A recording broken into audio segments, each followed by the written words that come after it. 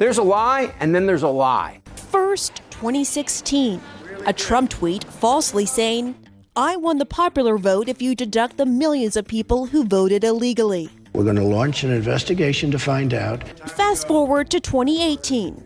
The same year, President Donald Trump's voter fraud task force disbanded without finding any evidence of widespread voter fraud. I'm talking about Trump and the tens of thousands of lies he has told, all verified that they're lies. This is the single greatest witch hunt. Reads and smells like a witch hunt. The entire thing has been a witch hunt. Lies about January 6th, which have been relentless. And the underlying danger each lie exposes about a malignant sociopath. Well, I know Willie Brown very well.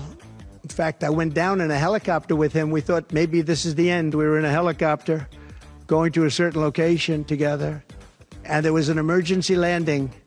This was not a pleasant landing, and Willie was he was a little concerned. So I know him pretty well. I mean, I haven't seen him in years, but he told me terrible things about her. But this is what you're telling me anyway, I guess. But he had a big part in what happened with Kamala. But he I don't know, maybe he's changed his tune, but he was not a fan of hers very much at that point. Okay, that's all bull. So the New York Times political reporter Maggie Haberman looked into Trump's story of that near-death experience aboard a helicopter with Willie Brown, who is the former San Francisco mayor and a former boyfriend of Vice President Kamala Harris. Here's the skinny. There are two lies here, and both expose Trump's deep psychological decline.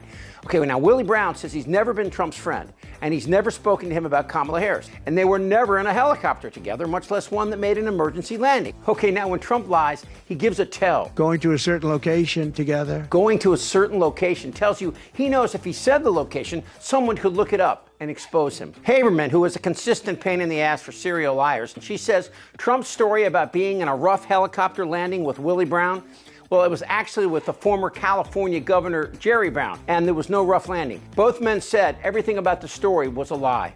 Yeah, I could see how you can mix them up, Donnie. So here's the reveal. Trump wanted to make up dirt on Harris. So instead of just saying Willie Brown told him something, he makes up this elaborate story and substitutes the Browns. He could have said Jerry Brown said something bad about Harris, but no, he wanted to have a black ex-boyfriend rat her out and at the same time make himself look like a brave fighter pilot.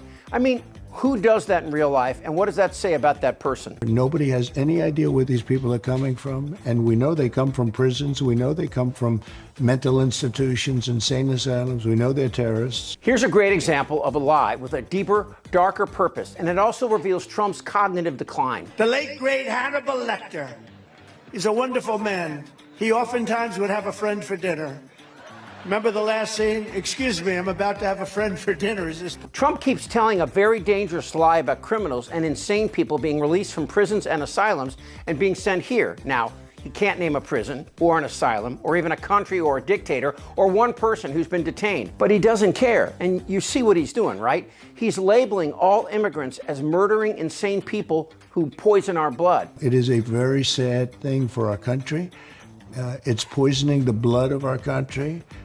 It's so bad, and people are coming in with disease. And it's not just Mexico and Central America. It's anyone who isn't white. But people are coming from the Congo. Last night, we had 20 people come. Welcome to our country from the Congo. Where do you live in the Congo? We live in prison. Oh, that's right. They released them from prison. I don't think they wanted to ask what they did, but they're coming in from Africa. These lies are a dog whistle for the white supremacists and Christian nationalists. Some will say now that I am calling America a Christian nation. And so I am.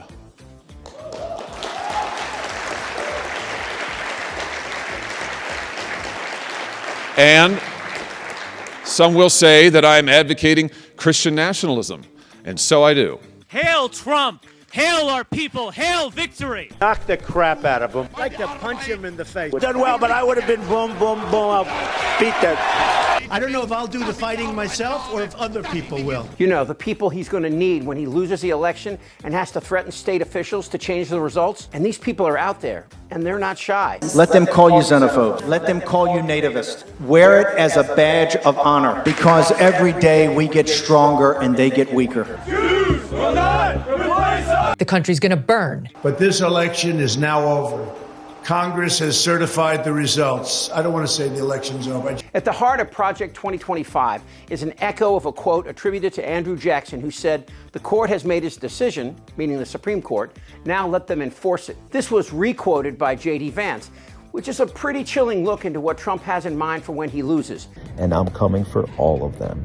And what does that mean when I say coming for all of them? It means the most legal, moral, and ethical consequences to the maximum, to include the maximum punishment for treason. I personally guarantee that they're going to face those consequences. And I just wanted to say, look, welcome to the end of democracy. We're here to overthrow it completely. We didn't get all the way there on January 6th, but we will endeavor to get rid of it and replace it with this right here. We'll replace it with this right here. Amen. But there are strong indications that Trump has slipped into a bizarre cognitive state where he doesn't even know he's lying. They used to say, lock her up, and I'd say, just relax, please. Folks, honestly, she's guilty as hell. I think she should be in jail. She should be locked up. Not exactly relax, please, or as he phrased it today. Yeah, look, Trump can't tell the difference between what's true and what's false. It's not that he lies a lot, because to lie, you have to do it consciously. He just can't tell the difference.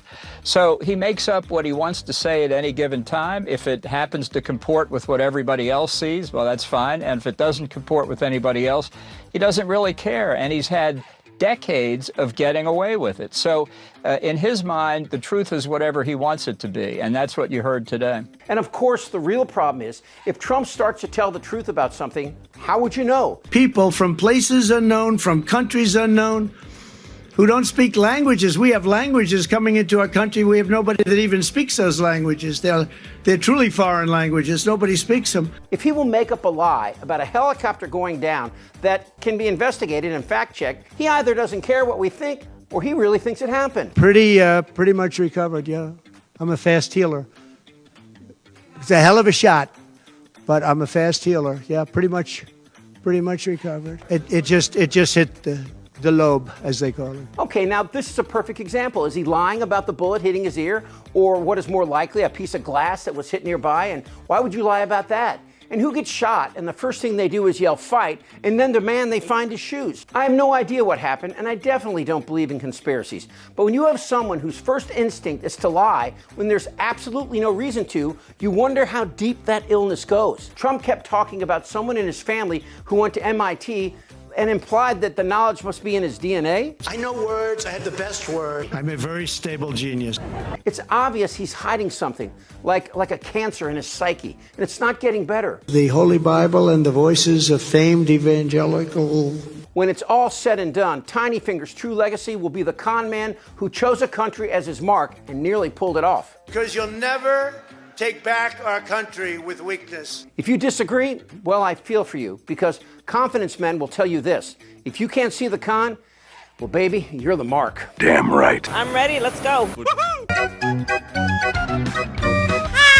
Trust me. Shut the f*** up, Don. Who's with me? Oh, yeah, the lie. Indictable. Out of sheer morbid curiosity, I'm allowing this freak show to continue. This isn't their Republican Party anymore. I don't want to talk about this stuff. Am I wrong? Damn right. You're in a lot of trouble, Donnie. I think he's crazy. I'm Chip Franklin.